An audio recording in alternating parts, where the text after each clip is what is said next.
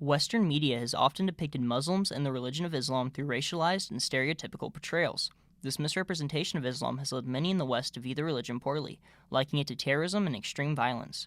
Georgia Piantonidi, in the article Representation of Arabs and the Middle East in Western Media, highlights early examples of this misrepresentation, specifically in the film Disney's Aladdin, where many live in poverty as the majority of those in power brutalize and oppress the poor, portraying Muslim countries as cruel.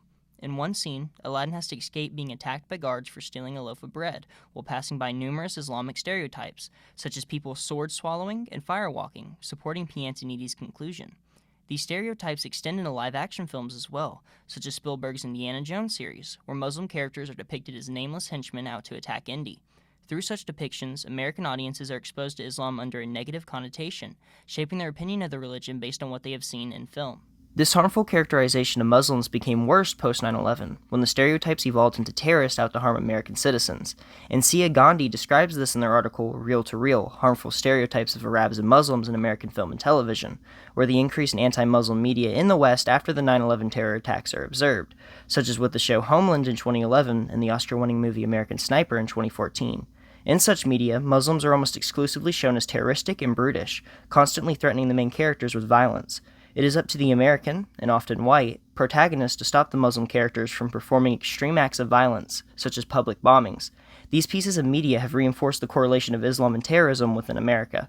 This misrepresentation of Islamic culture has sparked many in the West to begin partaking in Islamophobic rhetoric. In the article mentioned previously, Gandhi lists the results of a public poll done by the Pew Research Center, where it was found that 63% of white evangelists and Republicans believe that Islam encourages violence more than other faiths, and 72% of white evangelists believing that Islam and democracy are incompatible due to the representation of Muslims in popular media. This point is illustrated in a debate done by the show Anderson, in which the question of the compatibility of Islam and American values is asked to an audience and to the cast of the TLC reality show AllAmerican Muslim, a series that documented the lives of Muslims in the U.S. during 2011, and which we will discuss again shortly. Can you be a good Muslim and a good American? No, I do not believe you can. I believe I'm a great American. I'm a federal agent. Though many of these Western depictions of Islam were negative, some shows emerged to help combat this racism and view the religion in a more nuanced way. The first of these shows we will be discussing is a Canadian sitcom called Little Mosque on the Prairie. Little Mosque on the Prairie, often shortened as Little Mosque, is a comedy series that aired on the CBC network in Canada and the Pivot network in the US from 2007 to 2012. The show focuses on Ammar Rashid, an inspiring imam, and his family as they settle into the town of Mercy in Canada. In this town, Ammar hopes to start a local mosque for Muslims in the primarily Christian community.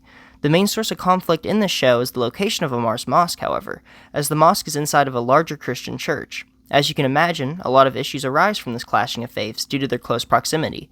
These issues are magnified due to the recent nature of the 9/11 terrorist attacks, something the show purposely takes advantage of. While Canada wasn't hit with a major terror attack in the same way that the US was, the effects of such a deadly and unpredicted event sparked fear in everyone in the West. As Jennifer Chow points out in her article, Oppositional Benality, Watching Ordinary Muslims in Little Mosque on the Prairie, much of the comedy from Little Mosque is on the misunderstandings of Islam by those in the West in light of the surge of Islamic terror attacks. One scene highlighted by Chow from the premiere episode, for example, features a local Christian stumbling across Muslims praying in Ammar's mosque and frantically calling a terrorist tip line. His urgency in reporting the event is poked fun at here, highlighting the absurd way some Westerners act towards Muslims. By laughing at Islamophobia, the show is pointing out the stupidity of such actions and brings attention to a national issue. The Muslim characters are more humanized as a result of this. While shows in the past only depicted Muslims as violent, Little Mosque challenged those depictions through comedy, something that surprisingly proved to be very popular with Western audiences. Chow describes how the first episode alone was viewed by 2.1 million households its opening night, and the show would go on to run for 6 seasons total with generally favorable reviews from critics. This would mark the beginning of a more nuanced portrayal of Muslims in Western media, and would act as a stark contrast to later films that held a more anti-Muslim stance, like American Sniper. Another show that came out in 2007 and challenged Western perspectives of Islam, though not as successful, was Aliens in America, which aired on the CW network. In this show, an American teenage boy named Justin Tolchuk wants to become popular in high school, but due to his lack of friends and social skills, he struggles to fit in.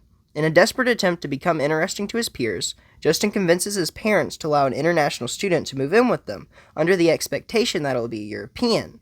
They are surprised, however, when their international student is a Muslim teenager from Pakistan named Raja instead. Most of the humor from the show stems from the clashing of Pakistani and American cultures, with Islamophobia and assimilation being key themes present throughout the show. Noel Murray highlights these themes in his article, "For One Sweet Season, Aliens in America Found Comedy in a Conflict Between Faiths," where he discusses Raja's humanization in American society, an aspect that is lacking in shows like Homeland. While Raja is shown as a fish out of water in the US, he isn't depicted in a negative way. In fact, Raja is shown to be more intelligent and easygoing than his American peers. He is always participating in class and is trying his best to come up with a solution to the problem at hand. Did you have something in mind, Raja? No, but what makes me proud to be at this school is that we are all people from different backgrounds, different places, and yet we are still able to come together to talk and share ideas in unity.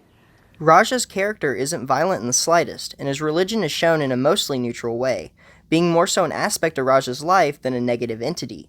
While some of the humor didn't age well and could be seen as offensive in today's terms, Raja's humanization is still a progressive example of the evolution of Muslim characters in Western media. While the show only lasted for one season, as Murray points out, Aliens in America still contributed to the paradigm shift in Western culture towards the religion of Islam, showcasing that not all Muslim portrayals in Western television have to be stereotypical. A final show we will be discussing, though not the last Muslim show to challenge previous Western representation, is AllAmerican Muslim, a reality television show that aired on the TLC network in 2011. This show documents the lives of various Muslim families in the town of Dearborn, Michigan, describing their daily routines and struggles in a Christian-dominated society. The show directly fights the perception that one can either be Muslim or American, but not both, giving a more nuanced take on what it means to be an American citizen. While some conflicts arise from being a Muslim in Western society, AllAmerican Muslim proves that these conflicts don't make Muslim citizens any less American than Christian citizens, a fact that some have found uncomfortable. Amy Sorkin points this out in their article, "The Attack on AllAmerican Muslim," where she describes how the Florida Family Association protested the show for supposedly allowing terrorists to promote anti-American material in Western television, a claim that is unfounded. These attacks would unfortunately prove to be successful, as the protests paired with low ratings would lead to the cancellation of AllAmerican Muslim after its first season. Despite this, the show still stands as a leading example towards more nuanced portrayals of American Muslims, with its protesters painting a picture of the obstacles such shows face in the West. While some organizations pushed against the positive portrayal of Islamic shows in the West, their efforts were in vain as the trend of progressive Muslim representation in television continued, such as with the show Rami in 2019, which was released on Hulu, or Mo in 2022 on Netflix. Both of these shows detail the Muslim experience in American culture, poking fun at the misunderstandings that arise between their faith and Western society. Like the shows mentioned earlier, they create a complex image of Islam that contrasts with the stereotypes created by past media portrayals.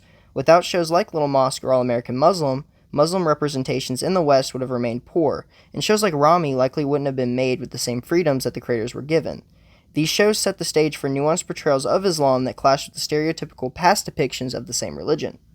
While they may not always be the greatest in being both complex and well-written, such as the case with Aliens in America, or lack immense popularity, like All-American Muslim, these shows still contributed to the Western paradigm shift towards Muslims and the religion of Islam in America. These shows walked so shows like Rami and Mo could run. Without them, Americans wouldn't have been as well exposed to Islam and would only have prejudiced depictions to form opinions off of. For that reason, they serve as a leading example of the American paradigm shift towards Islam in popular media. Western television would forever change for the better as a result of these shows, allowing newer Islamic television series in the West to blossom. My name is Christian Morris, and I would like to thank you for viewing my video. I'd like to also thank my religion professor, Dr. Pierce, for helping create this project. I had a lot of fun researching these shows and would definitely recommend watching them if you get the chance. While some are definitely better than others, they all have something unique to offer in terms of entertainment. I hope you enjoyed my video, and I'll see you next time. Peace out.